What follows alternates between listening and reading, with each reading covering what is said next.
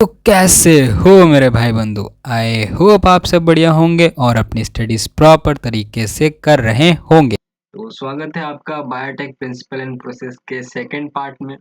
पता है कुछ दिनों से थोड़ा सा लेक्चर फ्रिक्वेंटली नहीं जा पा रहे हैं। इसका मेन कारण है मेरा जो नेटवर्क है वो इशू कर रहा था, इसीलिए। ठीक है, और ये अभी तक रिजॉल्व हुआ नहीं है, तो अभी 2-4 दिन थोड़े से रिकॉर्डेड लेक्चर आएंगे तो यू कैन मैनेज इट। जब ये फिक्स हो जाता है तब हम लोग लाइव आ जाएंगे। ठीक है, आई होप आपको कोई प्रॉब्लम नहीं होगी। ठीक है, बस अच्छे से पढ़ाई करते रहिए। ठीक है, और लेक्चर मिस नहीं होगा आपका। ठीक है, लेक्चर्स आते रहेंगे, चाहे रिकॉर्डेड फॉर्म में आए चाहे लाइव फॉर्म में आए। आपको बस अपना काम करना है, कॉपी बुक लेकर पढ़ाई करना है। अभी आपका सिर्फ यही काम। ठीक है, चलिए, तो हम लोग इस चैप्टर को कंप्लीट करते हैं। ठीक है, फटाक से, कोई बकवास नहीं करते हैं। और हम लोग पढ़ रहे थे बायोटेक प्रिंसिपल्स के बारे में। हम बात कर चुके थे टूल्स जो चाहिए एक बायोटेक्नोलॉजी प्रोसेस में रिकॉम्बिनेंट डीएनए बनाने के लिए, उसको हम लोग देख चुके थे। उसका एक पॉइंट बचा था लास्ट, जो कि था होस्ट को कॉम्पिटेंट कैसे बनाए। जहां से हम लोग चालू करने वाले थे। ठीक है, चलिए, तो देख लेते हैं एक होस्ट को हम लोग कॉम्पिटेंट कैसे बनाए for transformation of recombinant DNA. मतलब एक होस्ट को हम कैसे सूटेबल बनाए कि वो रिकॉम्बिनेंट डीएनए को अपने अंदर लेकर अपने अंदर ट्रांसफॉर्मेशंस कर पाए। हर एक ऑर्गेनिज्म अलग अलग तरीके से उस डीएनए के साथ रिएक्ट कर सकता है, बट सबको एक जैसे रिएक्ट कराने के लिए हम उसको कॉम्पिटेंट बना सकते हैं होस्ट को। ठीक है, उसके बॉडी वो डीएनए को उसके अंदर रखने लायक कंडीशन हमें बनानी पड़ेगी। तो वो कैसे करते हैं अलग अलग ऑर्गेनिज्म में, देखते हैं आइए। Since DNA is a hydrophilic molecule, hydrophilic molecule मतलब प्यार करता है डीएनए। ठीक है, एक वाटर लविंग स्पीसीज है। क्या है? वाटर लविंग स्पीसीज है। हमें पढ़ा है हाइड्रोफिलिक का मतलब होता है वाटर लविंग स्पीसीज। ठीक है, वाटर लविंग मॉलिक्यूल है, वाटर चाहिए डीएनए को। ठीक है, चलिए, it cannot pass through cells membrane, but ये डीएनए आपके सेल मेम्ब्रेन के थ्रू पास नहीं हो सकता। मतलब मान लो अगर हम लोग सेल के अंदर, जैसे हम लोग अभी किसी ऑर्गेनिज्म के अंदर डीएनए डाले, तो ये बोल रहा है कि वो सेल मेम्ब्रेन जो होता है किसी भी सेल का, वो डीएनए को पास करने को नहीं अलाउ करेगा। Why? In order to force bacteria to take up the plasmid, the bacterial cells must be first be made competent to take up a DNA. This is done by the treating them with a specific concentration of divalent cation such as calcium, which increases the efficiency with which they and DNA enters the bacterium through pores in the cell wall. Recombinant DNA can then be forced into such cells by incubating the cells with the recombinant DNA on ice, followed by the placing them briefly in 42-degree heat shock, then the putting them back on ice. This enables bacteria to take up the recombinant DNA. अब देखो यहाँ पर, अब पहली जो organism की हम बात की कि जिसको कॉम्पिटेंट हमें बनाना है for the recombinant DNA, that is bacteria. अब बैक्टीरिया को हम लोग कैसे कॉम्पिटेंट बनाए? अब क्योंकि हमें प्लास्मिड को, जो रिकॉम्बिनेंट डीएनए बन चुका है, उसको हमें उसके अंदर डालना है, बैक्टीरिया के अंदर। तो हम लोग क्या करते हैं, हम पहला मेथड है कि हम उसको ट्रीट करेंगे किससे? डाइवेलेंट एटम से, डाइवेलेंट कैटायन से हम ट्रीट करेंगे उसको, कैल्शियम आयन से। ठीक है, एक स्पेसिफिक कंसंट्रेशन लेंगे, उसको ट्रीट कराएंगे। ठीक है, जिसके कारण उसकी एफिशिएंसी बढ़ जाएगी डीएनए को एंट्री करवाने पर। ठीक है, इनटू द सेल वॉल। ये पहला मेथड। सेकेंड मेथड क्या है इसमें? सेकेंड मेथड हम लोग कहते हैं इसको हीट शॉक मेथड। क्या बोलते हैं हम? Heat and shock, heat shock method. Heat shock method में हम लोग क्या करते हैं, पहले हम लोग उनको बैक्टीरिया को कोल्ड कंडीशन देंगे। जैसे वो कोल्ड कंडीशन से उभरेंगे, वैसे हम लोग उसको हीटिंग मेथड में उसको तड़पाएंगे।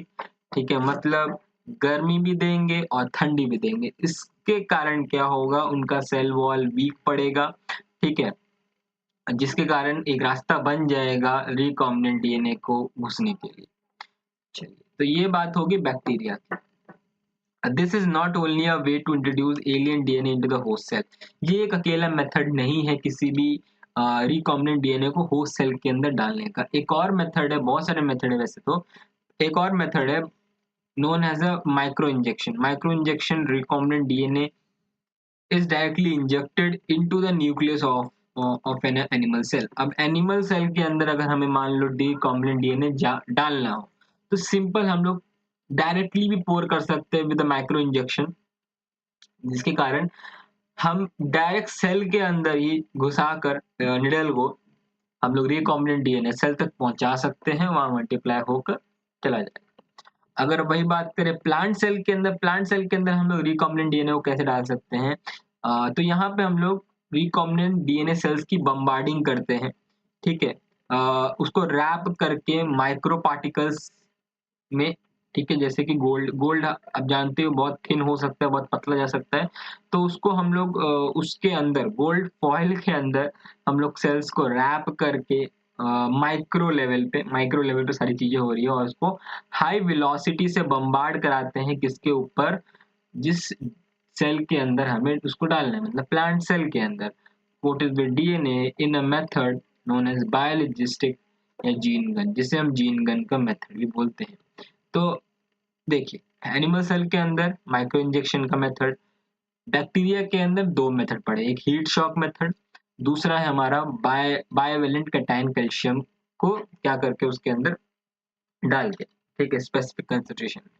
प्लांट्स के अंदर हम लोग बायोलॉजिस्टिक या फिर जीन गन का इस्तेमाल करके डाल सकते हैं। एंड द लास्ट मेथड, एक और लास्ट मेथड है disarm the pathogen vector. Disarm pathogen vector which when allowed to infect the cell transfer the recombinant DNA into the host.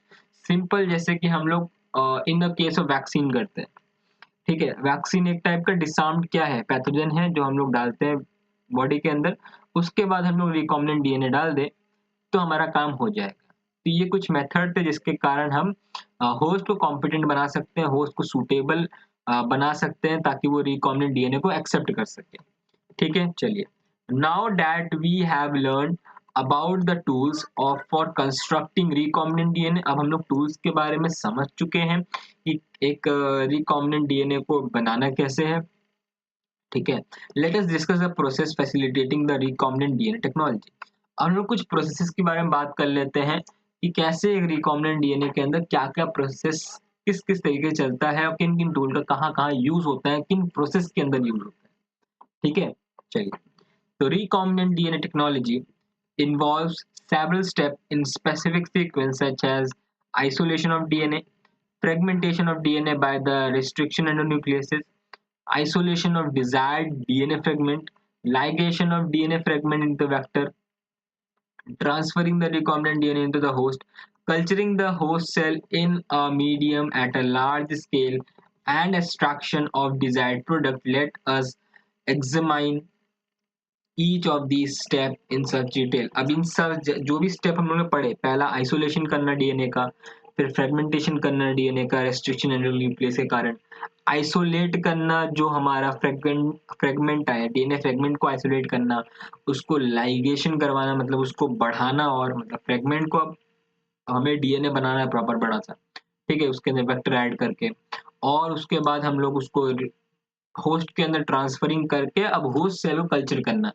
ठीक है। अब मान लो होस्ट सेल के अंदर वो मल्टीप्लाई कैसे करेगा उसको हम लोग इलेबोरेट या फिर एग्जैजरेट करेंगे, ठीक है, इसको बढ़ाएंगे और लार्ज स्केल में डिजायर्ड प्रोडक्ट हमें निकालना है, ठीक है, ताकि हम लोग बाहर यूजफुल लाने से पहले भी हम लोग कुछ टेस्टिंग करते हैं कुछ प्रोडक्ट की।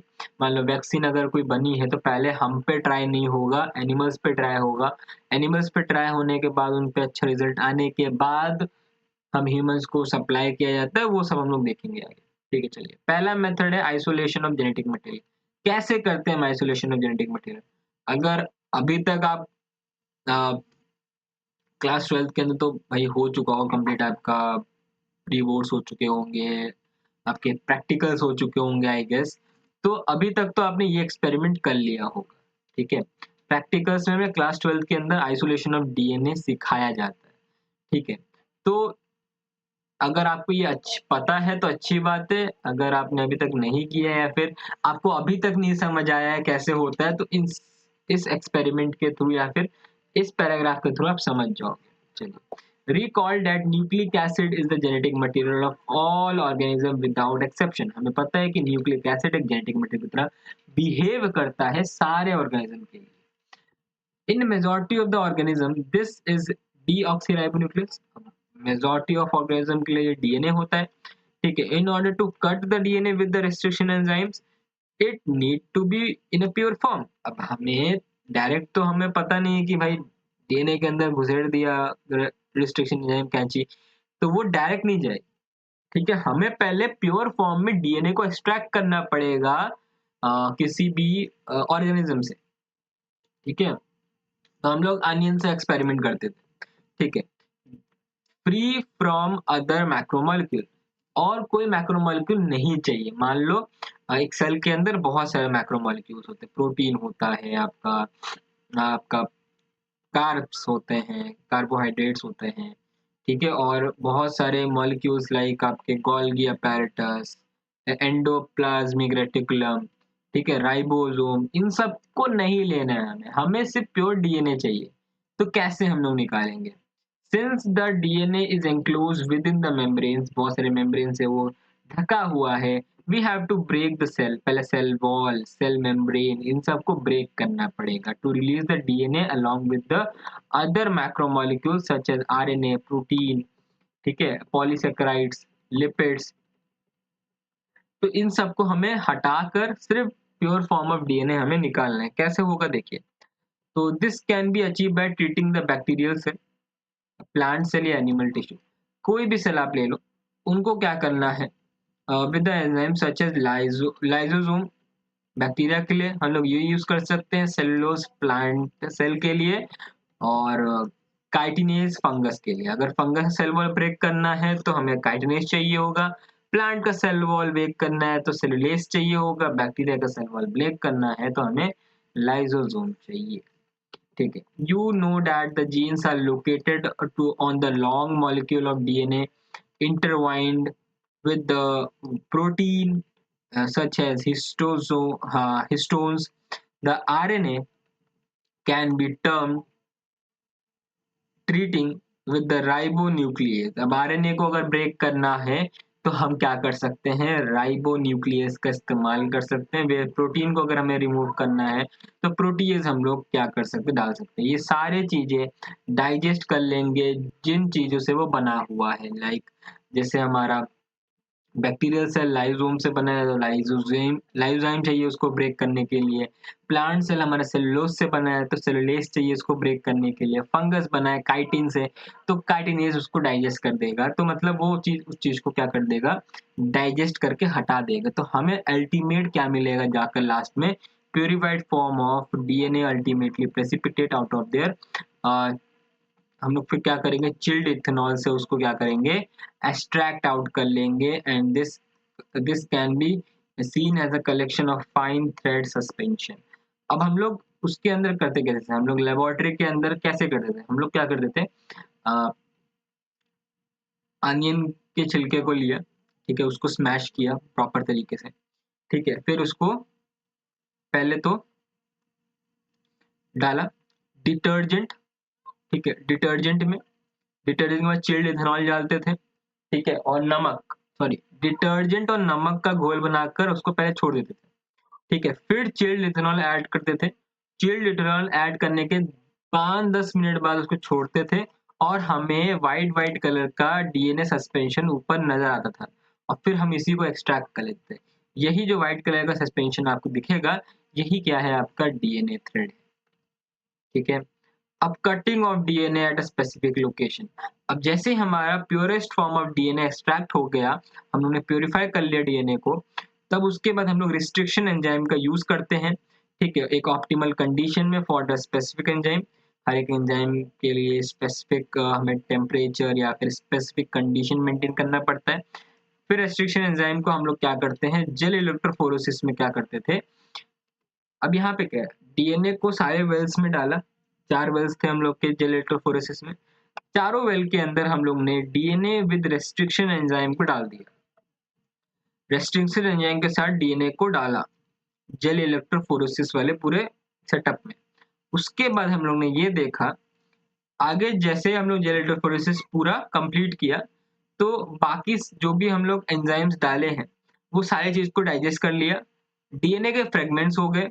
तो डीएनए इज नेगेटिवली चार्ज, तो hence it move towards the anode, anode की तरफ मूव करेगा, पॉजिटिव चार्ज इलेक्ट्रोड की तरफ मूव करेगा, एनोड की तरफ मूव करेगा। और हमें पता है स्मॉल फ्रेगमेंट्स हमें मिलेंगे क्योंकि large fragment can not travel fast, small fragments can travel fast. तो हमें छोटे छोटे पीसेस मिल जाएंगे जो कि रेस्ट्रिक्शन एंडोन्यूक्लियस या फिर रेस्ट्रिक्शन एंजाइम ने कट करके भेजा होगा आगे। तो this process is repeated with the vector DNA also. Vector DNA के साथ भी ऐसे किया, जैसे हम लोग ने वेक्टर के अंदर भी जो फ्रेगमेंट डीएनए को ऐड करके लाइगेज करके, ठीक है, अब उसको भी हमें फ्रेगमेंट्स में कट करना है, मतलब जैसे उसको मल्टीप्लाई हो गया, ठीक है, तो उसको भी हमें कट करना पड़ेगा। तो वेक्टर डीएनए भी ऐसे ही कट होकर आएगा, फिर हम लोग लाइगेज करेंगे, फिर हम लोग क्या करेंगे, दोनों को ज्वाइन कर देंगे बाद में जाकर, इसको जो फ्रेगमेंट हमें डिजायर्ड डीएनए चाहिए उसको, और जो वेक्टर डीएनए के फ्रेगमेंट्स है उसको भी, तो दोनों को जैसे जोड़ा, तो joining DNA involve several process. अब डीएनए को ज्वाइन करने के लिए हम लोग सेवरल प्रोसेस का इस्तेमाल करते हैं। After having cut the source DNA as well as vector DNA, दोनों को जैसे हम लोग कट कर लिया है with specific restriction enzyme, cut out the gene of interest from the source DNA, and the cut vector with the space and mix and ligase is added. Simple, जैसे दोनों डीएनए को कट किया हम लोग ने, अब उनको ऐड करना है और फिर होस्ट डीएनए के साथ हमें इसको क्या करना है, होस्ट डीएनए फ्रेगमेंट के साथ हमें उसको फिर मिलाना है। मतलब हम लोग 3 डीएनए को कट कर रहे हैं। पहला डीएनए कट होगा किसी भी होस्ट का, ठीक है, फिर डीएनए कट होगा आपके जीन ऑफ इंटरेस्ट जो हमें चाहिए उसका, और फिर डीएनए कट होगा वेक्टर का। तो तीनों को हमें कट करना है, फिर तीनों को लाइगेज के द्वारा हमें क्या करना है, मिक्सअप करना है, ऐड करना है, दो तब जाके हमें एक रिकॉम्बिनेंट डीएनए मिलेगा। अभी तक हम लोग क्या पढ़ रहे थे कि रिकॉम्बिनेंट डीएनए को बनाना कैसे है, ठीक है, उसको डिटेल में पढ़ रहे थे। यहाँ पे उन्होंने समराइज कर दिया है कि पहला मेथड आइसोलेशन करोगे पहले होस्ट डीएनए का, होस्ट डीएनए का आइसोलेशन करने के बाद जो जीन ऑफ इंटरेस्ट है उसको भी आइसोलेट करके फिर उसको भी फ्रेगमेंट करोगे, होस्ट डीएनए को भी फ्रेगमेंट करोगे और वेक्टर डीएनए को भी फ्रेगमेंट करोगे। जैसे ही आप ये तीनों को फ्रेगमेंट करके उसको लाइगेज के द्वारा ज्वाइन करोगे, तब जाके हमारा पहला रिकॉम्बिनेंट डीएनए बन के तैयार हो जाएगा। अब जैसे रिकॉम्बिनेंट डीएनए बनके तैयार हो गया, amplification of gene of interest using PCR चालू हो जाएगा। मतलब हमें लास्ट स्टेप में आ चुके हैं, एम्प्लीफाई करना है हमें जीन ऑफ इंटरेस्ट को, पीसीआर टेक्निक इस्तेमाल करके हमें प्रोडक्शन बनाना है रिकॉम्बिनेंट डीएनए का। तो PCR stand for polymerase chain reaction, जैसे नाम में इसका चेन रिएक्शन है, मतलब मल्टीपल कॉपीज बनाएगा हमारे रिकॉम्बिनेंट डीएनए। तो copies of gene or DNA of interest is synthesized into in vitro, synthesized in vitro using पहले पढ़ लेते हैं फिर समझाता हूँ। using 2 sets of primers, such small chemical synthesized oligonucleotide that are complementary to their regions of DNA, and the enzyme DNA polymerase, the enzyme exchange the primers using the nucleotide provided in the reaction and the genomic DNA has template। तो पहले मैं समझा देता हूँ, जैसे समझाऊंगा आपको पूरा ये पैराग्राफ भी समझ आ जाएगा। देख लो यहाँ पे क्या बोला गया। तो हम लोग क्या करते हैं, जैसे हमारे पास कोई जीन ऑफ इंटरेस्ट आता है, अब जीन ऑफ इंटरेस्ट को हमें क्या करना पड़ेगा, ठीक है, हमें अलग करना पड़ेगा ताकि हम अपना रिकॉम्बिनेंट डीएनए उसके अंदर ऐड कर पाए, ठीक है। अब क्या करेंगे हम, पहला मेथड क्या करते हैं, अच्छा सॉरी, रिकॉम्बिनेंट डीएनए को हमें बढ़ाना है ना, सॉरी, रिकॉम्बिनेंट डीएनए का हमें कॉपी बनाना है। तो जैसे रिकॉम्बिनेंट डीएनए हम लोगों ने डाला पीसीआर टेक्निक के अंदर, पीसीआर के अंदर, ठीक है, पॉलीमरेज चेन रिएक्शन के अंदर, तो क्या किया, अब डीएनए प्रॉपर पूरा डबल स्ट्रैंडेड है, अब हमें उसको तोड़ना है, तो पहले हम क्या करेंगे, डीनेचुरेशन करेंगे, ठीक है, सिंपल। हाई टेम्परेचर देकर उसको डिनेचुरेट करके हाइड्रोजन बॉन्ड टूट जाएंगे। जैसे हाइड्रोजन बॉन्ड टूटेगा तो हम क्या लेंगे, प्राइमर्स लेंगे, दो सेट ऑफ प्राइमर लेंगे, दोनों अलग अलग कॉम्प्लीमेंटारिटी के, ठीक है, दो अलग अलग स्टैंड के लिए। अब फिर क्या होगा, यहाँ पे हम लोग डीएनए पॉलीमरेज का यूज करेंगे। डीएनए पॉलीमरेज का क्यों यूज करेंगे, क्योंकि हमें इसको अब लंबा भी करना है। पॉलीमरेज चेन रिएक्शन का मतलब भी यही है कि हम क्या कर रहे हैं, रिकॉम्बिनेंट डीएनए को अलग करके उसके कॉपीज बना रहे हैं, उसको एक्सटेंड कर रहे हैं, लंबा कर रहे हैं। तो हम डीएनए पॉलीमरेज का यूज कर रहे हैं जिसका नाम है टैग पॉलीमरेज। एक ऐसा पॉलीमरेज है, ठीक है, जो कि हमें मिलता है थर्मस एक्यूटेकस से, ठीक है, हम इससे एक्सट्रैक्ट करते हैं ये पॉलीमरेज ताकि हम इसको एक्सटेंड कर पाए डीएनए मॉलिक्यूल को, और ये थर्मल रेजिस्टेंस होता है, मतलब हाई हीट हाई टेम्परेचर में भी सर्वाइव कर सकता है ये पॉलीमरेज, ठीक है। और डीऑक्सी न्यूक्लियोटाइड के साथ हम लोग इसको ऐड करके डालते हैं, जिसके कारण इलोंगेशन होता है, एक्सटेंशन होता है, ठीक है। और इस पार्ट को जो हम लोग, जहाँ पे हम लोग इसका यूज कर रहे हैं टैग पॉलीमरेज का प्राइमर्स के अंदर, वो होता है एनीलिंग वाला पार्ट। एनीलिंग का मतलब लंबा करना, ठीक है, प्राइमर्स को ऐड करना, फिर एक्सटेंशन हो जाएगा। एक्सटेंशन होने के बाद हमें जितना लंबा डीएनए चाहिए उतना लंबे में हम लोग रुक जाते हैं एक्सटेंशन करने के बाद, ठीक है। और फिर हम उसको एम्पलीफाई करते हैं, उसकी साइकिल चलाते हैं, चेन रिएक्शन होती हैं, तो number of billions of copies मिल जाती है हमें एक ही बार में, ठीक है। तो पर साइकिल में बिलियंस कॉपी मिलती है, तो हम लोग ऐसे 3 4 5 6 साइकिल ऐसे चलाते रहते हैं, ठीक है। वही बात लिखी है, amplified approximate billion copies billion times, ठीक है, billion copies are made and repeated amplification is achieve by the thermostable DNA polymerase. Thermostable है मतलब आप जितना बार भी एम्पलीफाई करोगे तो इसको कुछ नहीं होने वाला, स्टेबिलिटी इसकी बहुत अच्छी है। थर्मस एक्यूटेक्स बैक्टीरिया है जिससे हम लोग इसको एक्सट्रैक्ट करते हैं टैग पॉलीमरेज को, which remain active during the high temperature including the denaturation of double standard DNA. हम लोग जब डीनेचुरेशन फिर से करते हैं तब पर भी स्टेबल रहेगा। एम्पलीफाइड फ्रेगमेंट में जब कन्वर्ट करते हैं या उसको लाइगेट करते हैं वेक्टर डीएनए के साथ, तब पर भी कोई दिक्कत नहीं होने वाला इसको। अब insertion of recombinant DNA into the host cell, अब हम लोग कैसे करेंगे, अब हम लोग को इंसर्ट करना है रिकॉम्बिनेंट डीएनए को होस्ट सेल के अंदर। अब देखो कैसे करेंगे, देखो अब देयर आर सेवरल मेथड, हम लोगों ने डिस्कस कर चुके हैं। कॉम्पिटेंट बना दो भाई उसको, ठीक है, पहला मेथड तो कॉम्पिटेंट बना दो उसको, ठीक है। If a recombinant DNA bearing a gene resistance to an antibiotic, ampicillin will transfer into E. coli cells. The host cell become transformed into the ampicillin resistant cell. If we spread transformed cell on agar-agar plate containing ampicillin, only transformants will grow. Untransformed recipient shell will die since due to ampicillin resistance gene. One is able to select the transformed cell in the presence of ampicillin. The ampicillin resistant gene क्या बोलेंगे, देखो यहाँ पे तो हमें क्या करना है, रिकॉम्बिनेंट डीएनए को होस्ट सेल के अंदर डालना है। तो कॉम्पिटेंट बना दो, पहला बात तो ये हो गया, ठीक है। तो हम लोग रिकॉम्बिनेंट डीएनए को बाद में डाल देंगे, ठीक है। अब फिर हम लोग क्या करेंगे, अब सेकेंड मेथड, अगर मान लो रिकॉम्बिनेंट डीएनए के पास एक एंटीबायोटिक रेजिस्टेंट जीन मौजूद है, तो शायद हो सके कि वो ट्रांसफॉर्म कर पाए होस्ट सेल को या फिर ना कर पाए।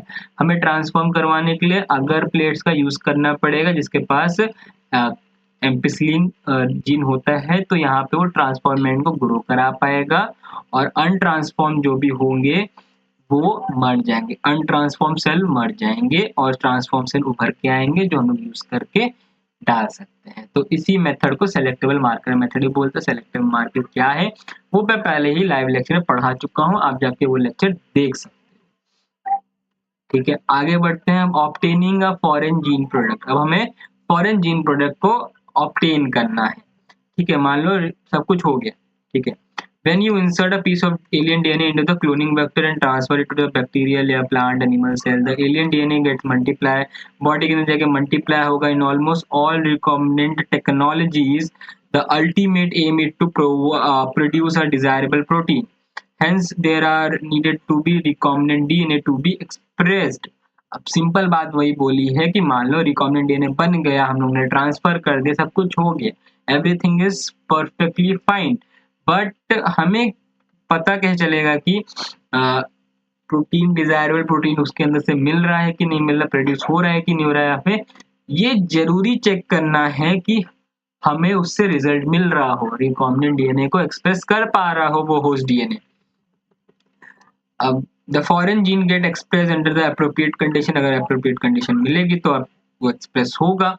The expression of foreign gene in the host involve understanding many technical details.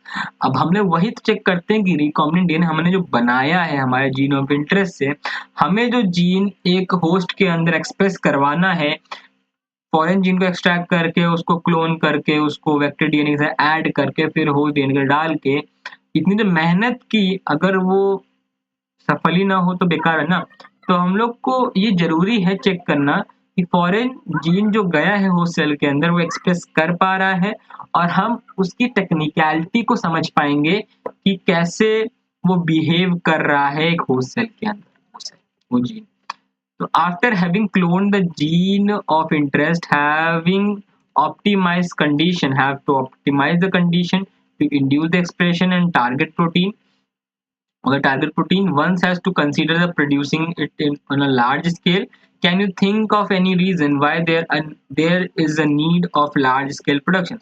अब हमें उसी फॉरेन जीन को एक लार्ज स्केल प्रोडक्शन में कन्वर्ट करना है, कैसे कर सकते हैं? If any protein encoding gene is expressed in a heterologous host, it is called recombinant protein। अब हम क्या करेंगे, उस जीन जब एक्सप्रेस होगा होस्ट डीएनए के अंदर, उससे जो बना हुआ प्रोटीन है हम उसको एक्सट्रैक्ट करेंगे, हम उसको यूज करेंगे, रिकॉम्बिनेंट प्रोटीन होगा वो हमारा। The cells harboring cloned gene of interest may be grown on a small scale in the laboratory. The culturing may be used for extracting the desired protein and then purifying it by using different separation technique। अब हम लोग तो अभी तक तो हम लोग क्या कर रिकॉम्बिनेंट डीएनए बनाकर होस्ट सेल के अंदर डाल रहे हैं, पर कितने हम लोग रिकॉम्बिनेंट डीएनए बनाकर होस्ट सेल के अंदर डालते रहेंगे? बस सिंपल है कि एक प्रोटीन बना दो जिसको हम लोग इजीली हम लोग एक्सट्रैक्ट कर पाएंगे और उनको ट्रांसफर कर पाएंगे, सेपरेट आउट कर पाएंगे अलग अलग टेक्निक से। अब यहाँ देखो, the cells can also be multiplied in a continuous culture. Cells को हम लोग कॉन्टिन्यूअस कल्चर में मल्टीप्लाई भी कर सकते हैं, where this use where in the used medium is drained out from one side while fresh medium is added from the other to maintain the cell in their physiologically most active log exponentially phase। This type of culturing method produces a larger biomass leading the higher yield और Dzire protein. हम लोग cell को culture करना easy है, cell को हम लोग multiple time continuously culture कर सकते हैं, जिसके कहा जैसे कि अगर मान लो हम लोग एक फ्रेश मीडियम में उसको डालते रहे, सेल को डालते रहे और वो मल्टीप्लाई होता जाए, ठीक है, एक तरफ से निकलता जाए, तो बहुत ही हम लोग को ईजी रहेगा और वहाँ पे एक्सपोनेंशियल ग्रोथ का भी चांसेस है, ठीक है, क्योंकि रिसोर्सेज हमें अनलिमिटेड मिलेंगे, वहाँ पे हम लोग सेल्स को डालते जाओ, उसको मीडियम देते जाओ और वो मल्टीप्लाई कल्चर होता जाएगा। अब small volume culture can not be yield appreciably quantities of a product. अब स्मॉल स्केल में हमें नहीं करना, हमें लार्ज स्केल में करना, तो इसके लिए हम लोग क्या करते हैं, बायो रिएक्टर को डेवलप किया है। बायो रिएक्टर के अंदर हम लोग 1000 से 100 लीटर के अंदर बड़े वॉल्यूम में कल्चर कर सकते हैं डिजायर्ड प्रोटीन का, ठीक है। Culture can be processed was required, thus bioreactor can be thought of as vessels in which raw material are biologically converted into a specific product। Raw material को हम लोग एक स्पेसिफिक प्रोडक्ट में convert कर पाएंगे। Individual enzymes using microbial plant, animal or human cells, a bioreactor provides the optimal condition for achieving the desired product by providing optimal growth condition like temperature, pH, substrate, salt, vitamin and oxygen. यहाँ पे simple बोला गया है कि हम लोग इसके अंदर रॉ मटेरियल को हम लोग स्पेसिफिक प्रोडक्ट के अंदर क्या बना सकते हैं, कंप्लीट कर सकते हैं, ठीक है, तो यहाँ पे हम लोग क्या कर सकते हैं, एनिमल सेल होस्ट सेल को डाल देते हैं, ठीक है, एनिमल सेल को डाल देंगे, ह्यूमन सेल को डाल देंगे और एक ऑप्टिमल कंडीशन देंगे उसको ताकि वो हमें डिजायर प्रोडक्ट बना के दे, या टेम्परेचर ऑप्टिमल देंगे, पीएच ऑप्टिमल देंगे, सबस्ट्रेट सॉल्ट विटामिन ऑक्सीजन सब ऑप्टिमल टेम्परेचर पे रखकर ऑप्टिमल कंडीशन में रखकर हम बायोरिएक्टर का यूज कर सकते हैं। तो बायोरिएक्टर हमारे पास दो टाइप के आते हैं, ठीक है, जो मोस्ट कॉमनली यूज होता है वो स्टीयरिंग टाइप होता है, एक तो स्पार्ज्ड टाइप भी होता है, ठीक है, स्पार्ज बायोरिएक्टर होता है, स्टीयरिंग बायोरिएक्टर होता है, ठीक है। अब यहाँ पे आपको दिख रहा है ये स्पार्ज्ड है, ठीक है, ये स्पार्ज्ड है और ये स्टीयरिंग वाला है, ठीक है। चलिए, अब यहाँ पर स्टीयरिंग में ऐसा क्या होता है, तो यहाँ पे सरफेस एरिया ज्यादा होता है तो ऑक्सीजन हमें ज्यादा मिलता है, तो हमें ग्रोथ ज्यादा मिलेगी, ठीक है। तो यहाँ पे हम लोग सब कुछ कंट्रोल करते हैं, स्पार्ज में सब कुछ कंट्रोल्ड मैनर में चलता है, ठीक है, बट यहाँ पे हमें ज्यादा इंक्रीज ऑफ सरफेस एरिया के कारण स्टीयरिंग में ज्यादा ऑक्सीजन की प्रेजेंस में हम लोग जल्दी से ग्रो करा सकते हैं किसी भी सेल, ठीक है। The stir tank reactor is usually cylindrical or with curved base to facilitate the mixing of the reactor content. The stirring facilitate even mixing of oxygen availability through the bioreactor. Alternatively, air can be bubbled through the reactor. If you look at the figure closely, you will see that the bioreactor has an agitating system, the oxygen delivery system, and the foam control system and temperature control system, pH control system, sampling ports so that the small volume of the culture can be withdrawn periodically. तो simple आप देख सकते हैं यहाँ पे cylindrical shape में होता है आपका सारे बायोरिएक्टर, और यहाँ पे क्या बोला गया, यहाँ पे स्टीयरिंग में आपको ऑक्सीजन ज्यादा मिलेगा तो बबल्ड फॉर्म होंगे यहाँ पर, और हम लोग इसमें ऑप्टिमली कंट्रोल कर सकते हैं सब चीजों के अंदर, लाइक फास्ट के अंदर तो हम लोग पूरा pH control, temperature control, foam control, सब कुछ कंट्रोल मैनर में स्मॉल वॉल्यूम में कल्चरिंग कर सकते हैं, ठीक है। तो ये बायोरिएक्टर के अंदर हम लोग रॉ मटेरियल डाल के प्रोडक्ट बना रहे हैं। रॉ मटेरियल हमारा यहाँ पे जो भी डिजायर्ड प्रोटीन है उसको हमें बड़े लेवल पे कल्चर करना है, तो वो है हमारा रॉ मटेरियल, और प्रोडक्ट हमारा उसको एम्पलीफाई करना, उसको कल्चर आउट करना बड़े लेवल पे, बड़े प्रोडक्ट के अंदर, ठीक है। चलिए, तो डाउन स्ट्रीम प्रोसेसिंग के अंदर हम लोग आते हैं, लास्ट हमारा ये स्टेप है, after completion of biosynthetic stage. सारे बायोसिंथेटिक स्टेज कंप्लीट होने के बाद हम लोग को क्या चाहिए कि उसको मार्केट के अंदर ट्रांसफर करना है, जो प्रोडक्ट हमें मिला है उसको अब हमें मार्केट तक पहुंचाना है। तो मार्केट तक पहुंचाने के लिए क्या करना पड़ेगा, पहले सेपरेट आउट करना पड़ेगा, उसको प्यूरिफाई करना पड़ेगा, collectively referred as downstream processing. The product has to be formulated with a suitable preservative. अब जो हमारा प्रोडक्ट है, जो हमारे पास प्रोटीन है, जो हमारे पास मान लो कोई वैक्सीन हम लोग प्रिपेयर की है, उसको टेस्टिंग करना पड़ेगा, पहले क्लिनिकल ट्रायल देना पड़ेगा, अगर कोई ड्रग्स है, अगर कोई वैक्सीन है, ठीक है, उस केस में, ठीक है, तो उसको हमें प्रिजर्वेटिव्स के साथ ऐड करके स्टोर भी करना पड़ेगा। जैसे क्लिनिकल ट्रायल टेस्ट हो गया, सब कुछ पास हो गया, फिर सूटेबल प्रिजर्वेटिव के साथ उसको ऐड करके उसको हाई क्वालिटी कंट्रोल टेस्टिंग करके, ठीक है, और फिर हम लोग उसको मार्केटिंग करने के लिए भेज सकते हैं। तो क्वालिटी कंट्रोल टेस्टिंग भी होती है, इनकी क्वालिटी सही है, सूटेबल है कि नहीं है, कोई नुकसान नहीं है, कोई साइड इफेक्ट नहीं है, सारी चीजों की स्टडी करने के बाद ही प्रोडक्ट को लॉन्च किया जाता है, कोई वैक्सीन को लॉन्च किया जाता है, कोई ड्रग को लॉन्च किया जाता है, ठीक है। तो बहुत लंबा प्रोसेस होता है, और इसी के साथ हमारा ये चैप्टर यहीं पे समाप्त होता है। Thank you for attending this session, ठीक है। अगर आपको ये सेशन पसंद आया है तो हमारे बाकी सारे लेक्चर्स भी आपको पसंद आएंगे, जिसके अंदर हमने एनसीईआरटी को लाइन बाय लाइन कवर कर दिया है पूरी बायोलॉजी का। कुल मिला के 2 चैप्टर और बचे हुए हैं, उसको हम लोग थोड़ी देर बाद करेंगे, थोड़ी दिन बाद करेंगे। बहुत दिन से हमें बायोलॉजी चल रहा है, अब हम लोग कंटिन्यू करेंगे फिजिक्स के साथ, ठीक है। तो फिजिक्स को फटाक से कंप्लीट कराने के लिए वन शॉट में लेने वाला प्रॉपर मतलब 5-6 घंटे का, ठीक है, जिसके अंदर हम लोग एक पूरी पूरी यूनिट उड़ाएंगे। पहले हम लोग चालू करेंगे इलेक्ट्रोस्टैट यूनिट से, पहले हम लोग जो बचा हुआ चैप्टर से पहले वो खत्म करा दें, वेव ऑप्टिक्स का कुछ पार्ट बचा है, फिर मॉडर्न फिजिक्स के अंदर न्यूक्लियर फिजिक्स और सेमीकंडक्टर। जैसे ये कंप्लीट हो जाता है उसके बाद हम लोग इलेक्ट्रोस्टैट यूनिट, मैग्नेटिज्म यूनिट और इलेक्ट्रोमैग्नेटिक यूनिट। तो आई थिंक 3-4 लेक्चर के अंदर हम लोग फिनिश कर देंगे पूरी फिजिक्स को। तो आपका बस सपोर्ट चाहिए, ठीक है। जैसे ही हम लोग का ये फिक्स होता है तो हम लोग ये चालू कर देंगे, ठीक है। नहीं तो अभी रिकॉर्डेड लेक्चर्स के साथ ही आप थोड़ा काम चला लीजिए, ठीक है। आई होप आपको बात में समझ आ रही होगी। अगर बात समझ आ रही है तो लाइक कीजिए और चैनल पे नए हैं तो सब्सक्राइब कर लीजिए। ऐसे ही कंटेंट आपको रोज मिलते रहेंगे, ठीक है। और फरवरी में तो भाई मज़ा आने वाला है, ठीक है। जम के क्वेश्चन प्रैक्टिस करेंगे। तो all the best for your studies और फॉर योर एग्जाम्स, ठीक है। जाओ मचाते रहो। मिलते हैं आपको अगले लेक्चर के अंदर, तब तक के लिए बाय।